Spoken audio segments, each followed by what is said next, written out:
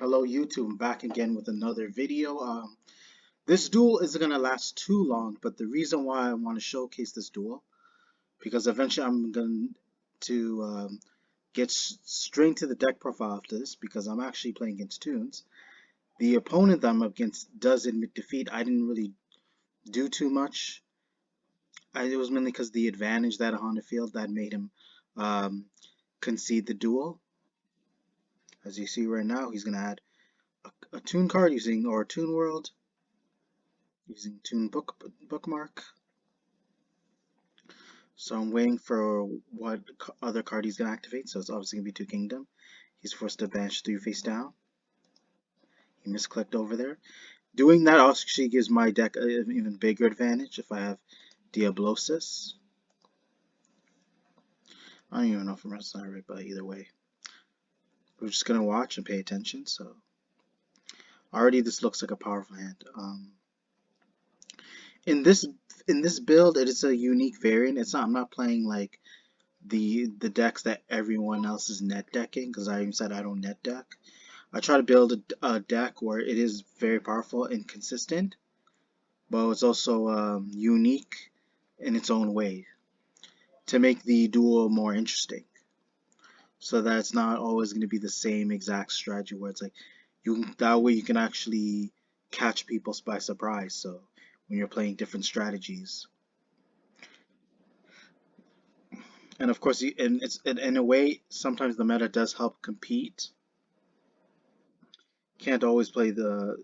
It sometimes feels good to have the best deck out there, but it's like at the same time, it's like you need to be able to catch up and keep up with the current format. And that's all I have to say. That's the only option. So if you really want your deck to be good, or have like potential generic staples that are heard to pretty much like outmatch or like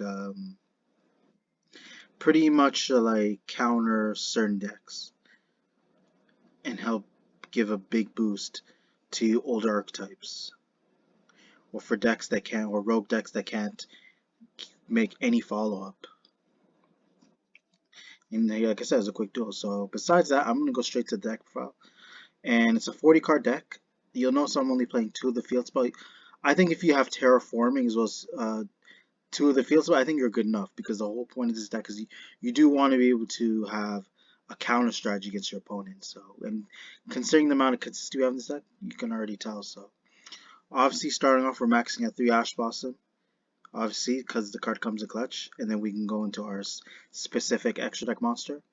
The Pankratops, I think, is very clutch as well, because if your opponent controls Defender, if they control non-exceed Kashtira monster, this can actually get around their effects and be able to attack over them. So the ones I'm referring to obviously are Unicorn and Fenrir.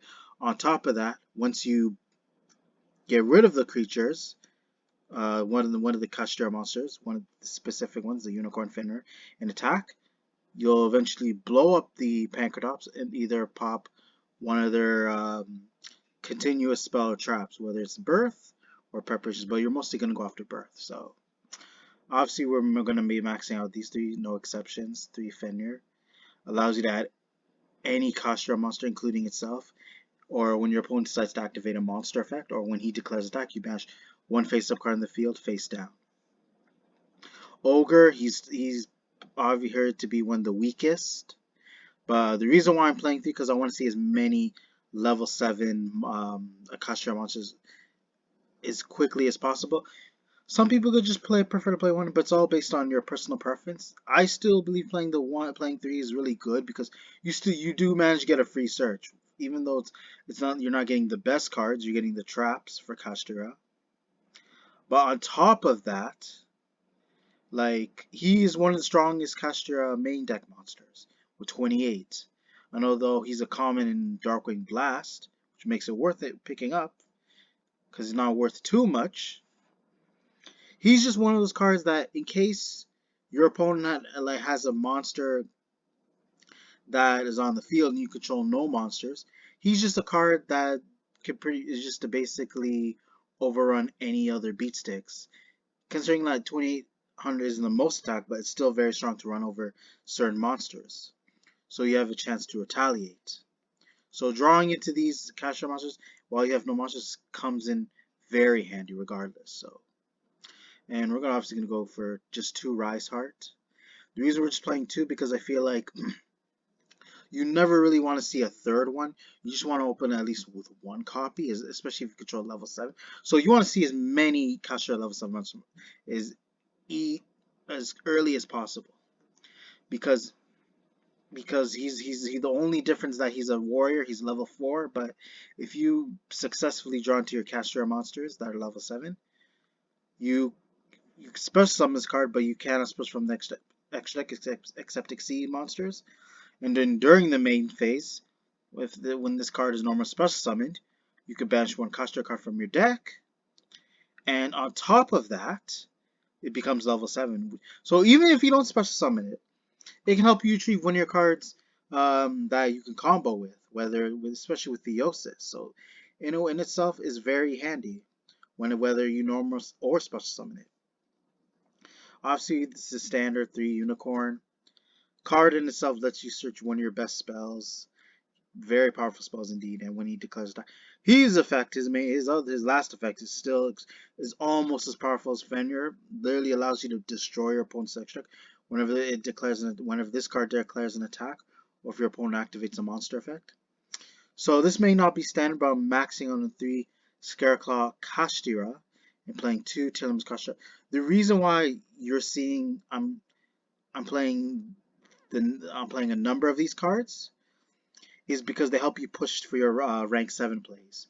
And they have quick effects. So it's like if you have a quick effect, it doesn't hurt to play more than 1 copy. And the Scareclaw Kashtira has an ability, if 1 of your monsters declares an attack, your Kashtira monster declares an attack, that monster's effects are negated until the end of the turn, which is really useful. And you can special summon, obviously the only thing you do is special summon in defense, and he can attack while in face-up defense position, which is pretty crazy, honestly. Because if your opponent decides to attack Kashtira while he's in defense, you take no damage. So that's the advantage. That's the that's the capability that the Scareclaw Kashtira has. That you special summon defense, and it can be able to attack, basically similar to Super Heavy Samurais. So. But like at the same time, that's the strength that it has to help make Kashtira even more viable. So Tillam's Kashtira 2 actually can be very useful. It has this nifty strategy, like especially if you have your other Kashtira cards, because the fact that there's a way you can just constantly mill 3 cards from top of your opponent's deck when it's summoned, which will always come in handy. I feel like people are just not looking to Tillam's Kashtira how good it is. So it's like, if you have ways, I want to just keep milling my opponent's deck. And this may not be entirely a mill deck. It may take away the purpose of the Kashtira build, like the way people are playing it in the current format. But this gives you the option where if you want, especially by playing 2, you're simply just milling cards from the opponent's deck.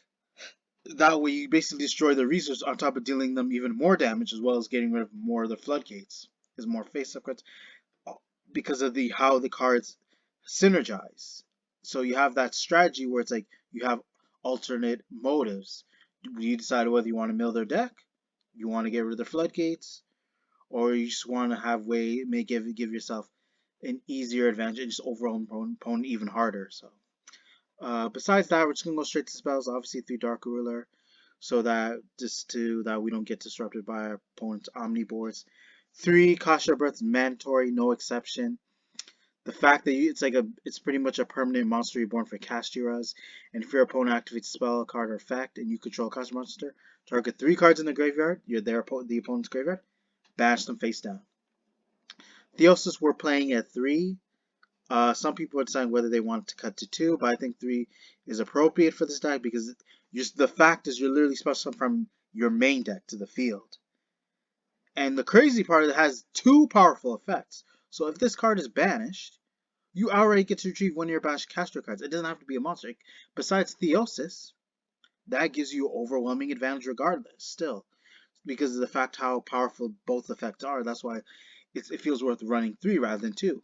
Not only take a monster from your express summoning it, but that helps you ensure your exceed plays. And I could go with 2 or I could go with 3 Pressure Planet Rasoth. The reason why I'm just going with 2 because you have a terraforming to search it out. I'm not gonna really explain terraforming, but this is definitely very important. Obviously, I feel like the least you should at least play is 2, but you could go with 3 Rasoth and take out the terraforming. But I feel like it's appropriate just to play 2 Rasoth with 1 terraform because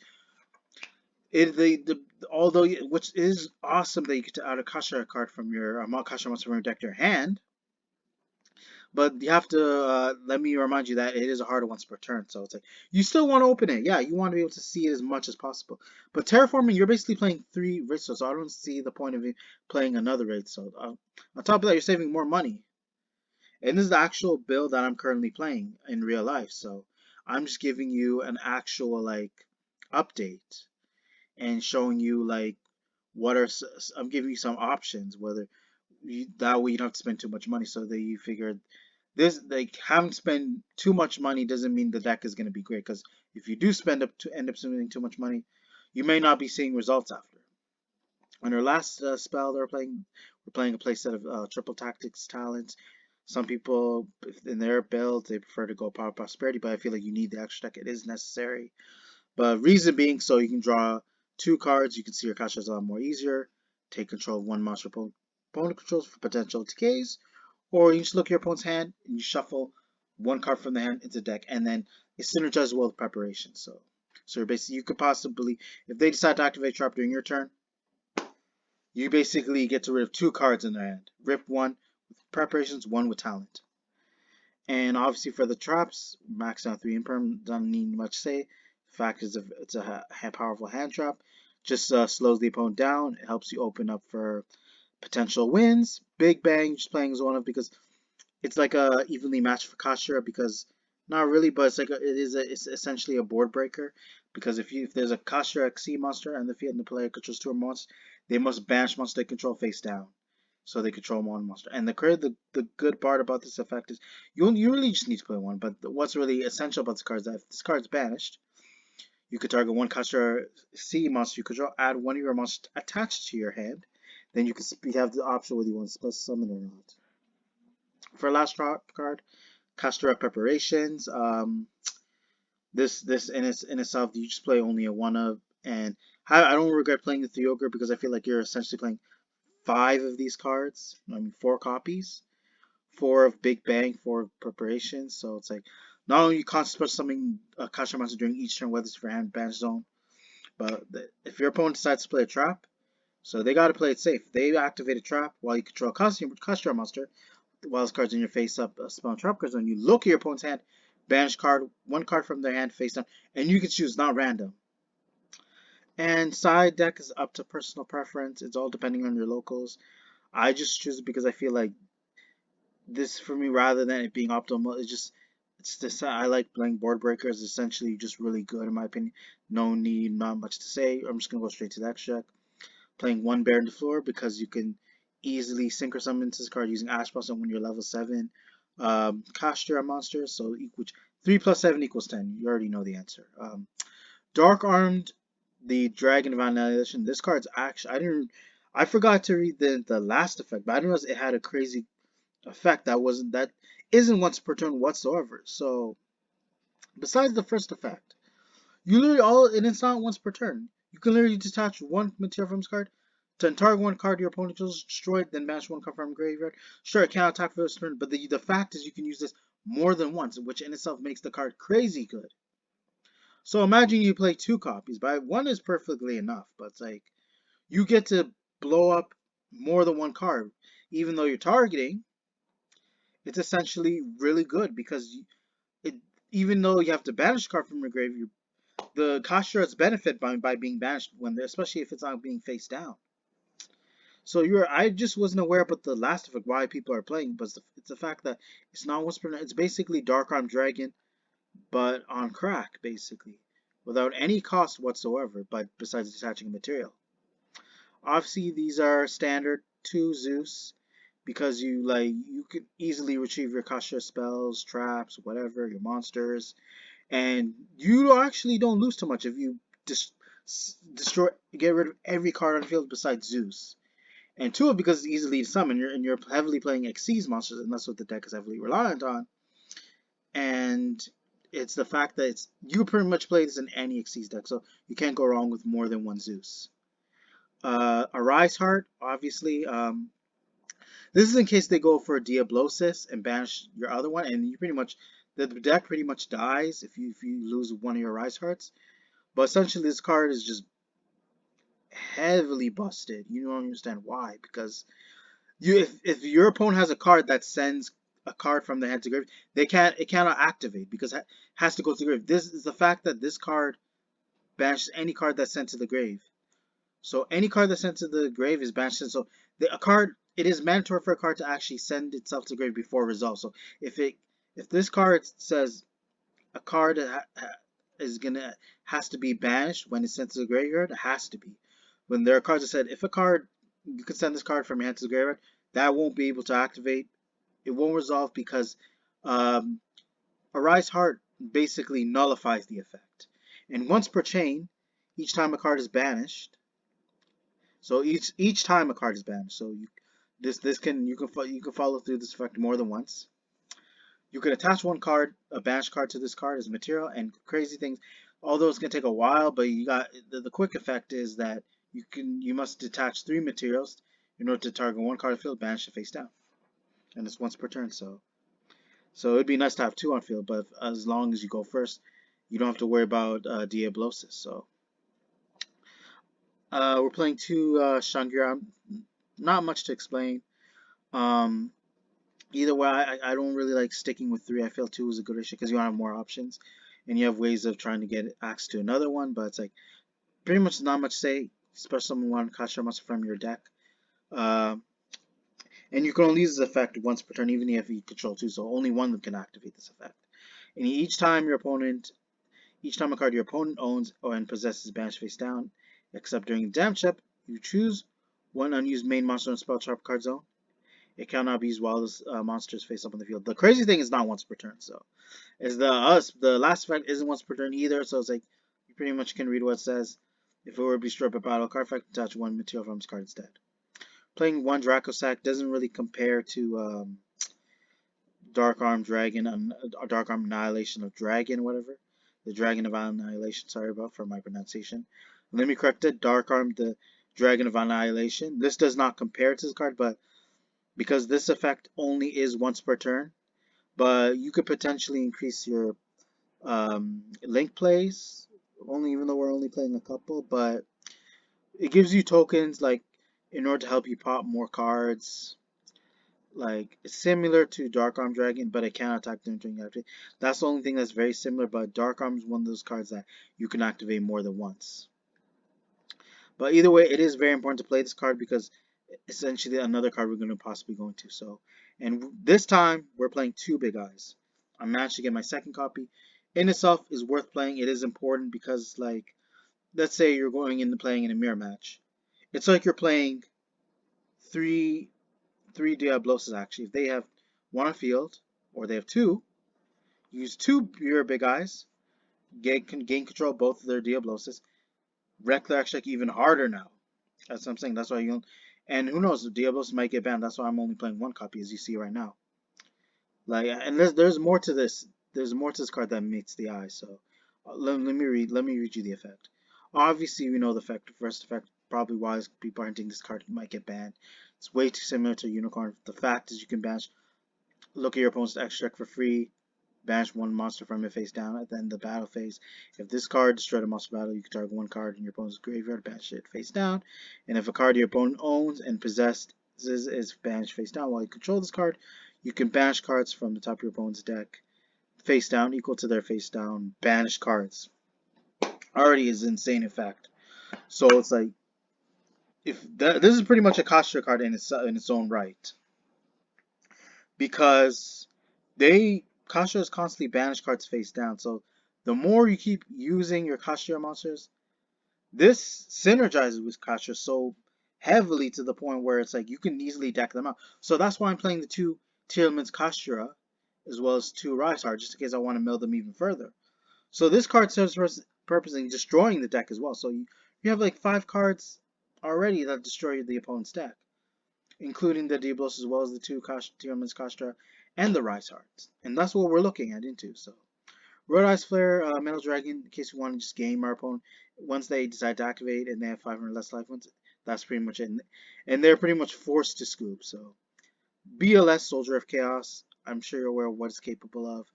Three monsters difference. The majority of monsters are level 7 higher and requires like 3 monsters, which we easily summon and get access to this guy. No doubt about it. Without any struggle. And when he destroys an opponent's monster by battle, you activate one of these effects. And it has to, I think, for it to resolve, it has to be sent to the opponent's graveyard or it has to leave the opponent's field. Rather than it leave the opponent's field, I think it has to be sent to the graveyard or a banish zone. And if you do, this card gains either 15 attack, but we're most likely going to go for the last effect. Banish 1 card in the field. Because when are you ever going to use it to the banish? Unless they have no cards of it, then yeah, you won't use it. But usually you're going to go give it 1500 extra attack or possibly give it additional attack during the next buff. But I'd rather give it the 1500 just in case. Especially since it can't be targeted. That in itself makes the card even more powerful. And last but not least, we're going to Donner. Since we have some main deck monsters and in its own right with different types. So we can, like I said, I mentioned Dracosac gets you machine, and if you already have like Kashtira monster at the because it's clearly psychic, you can use one of the tokens to go into Donner. So because you special summon 2 tokens, you use the one of the tokens within your Kashtira monster, possibly go into Donner, and then you could blow one of the other tokens up with Dracosac. That's an additional pop. But Donner specifically, you're just using it to target itself and one monster opponent controls and destroy them. That's all about it. And not much to say because you're never gonna really, since it's not really a for hire deck, and people will be wondering why. But it's just to give you extra ways of breaking your opponent's board even further. So just another option, but it is recommended. So, but either way, hope you guys enjoyed the deck profile. Maybe I'm not sure if there's a lot that I need to say that I missed. But I'm just trying to get straight to the point. Again, the side deck, I'm not going to really explain this all to personal preference. It all depends on your local area. Excuse me for my pronunciation because I'm talking too fast. But overall, I hope you have a good expectation to understand how this profile works. Again, you don't have to max out on certain cards, especially whether they're consistent or not. If you have ways of searching it, it shouldn't be a problem. That's why I'm only playing 2 of the field spells with terraforming because that's already 3 of the field spell basically. But like, don't just overthrow your money like that. But like, if you have the space and you have ways of getting access to the card, it shouldn't be a problem. Even though you want to plus even more, but at the same time, you also need to make space for other tech cards that can really help you in certain situations. Because yes, having additional consistency really helps. You want to see your cards as much as possible, but like, especially if it's a hard one per turn. The point I'm trying to make is that like, you also want to see other cards too that may possibly help you in other situations, especially like if you want to have a way of just trying to even the odds with your opponent. So sometimes that other card in itself may not many people are utilizing it, but you may catch them by surprise how much of a big difference it can make, even if you're not playing maximum every consistent card of every searcher. But since we already have ways searching the 2 of the pressure planet with Raysold, 1 terraforming is basically 3, like I already mentioned. So I'm not gonna really explain too much because you also need space for other cards and you want to keep your deck at 40 cards either way. But like, for this build is very important because I know when you play more than 40 in this deck actually draws like heavy bricks. Like you get like unusual hands, just odd in particular like cards that don't match with each other, that don't help you. So it's like 40 card is standard, and you have, like I said, if you have other extenders, they can come in because they help you search for more extenders. And that's the point I'm trying to make when I'm just by playing the 2 field spell and the terraforming. Also because of the not only because of the money too, but we already have enough extenders as it is, like as a move forward, because we need room for board breakers and ways of trying to interrupt our opponent. Because I feel like if you don't have a stop to your opponent's end game, then it's possibly all over for you, and it takes away your limitations. It limits you to the point that you may not be able to do the things that you want. So it's you always want to be able to prevent your opponent from doing so. And that's the point I'm trying to make, is that you want to limit your opponent's options so that you have a chance of actually making your plays go through. But either way, I already talked too much. It's already past 25 minutes. So either way, I hope you guys enjoy the dual video as well as the deck profile. Be sure to check for more upcoming content later in the future. Be sure to check your notifications. Comment, like, subscribe. Thank you.